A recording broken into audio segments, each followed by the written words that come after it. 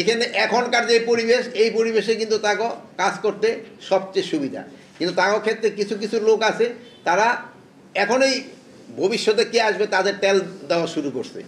এই তেল দেওয়া যেন বন্ধ করে, এই জন্য তাদের আমরা শুনি ডিআইজি মহোদয় কল করেছে, স্বরাষ্ট্র উপদেষ্টা মহোদয় কল করেছে, ওনাকে ধরা যাবে না, ওনাকে ধরতে হবে। আমরা এখানে তো এসপি এখানে আসে, আজ পর্যন্ত ওনারা বলুক যে আমরা কাউরে বলছি কিনা ধরা যাবে না।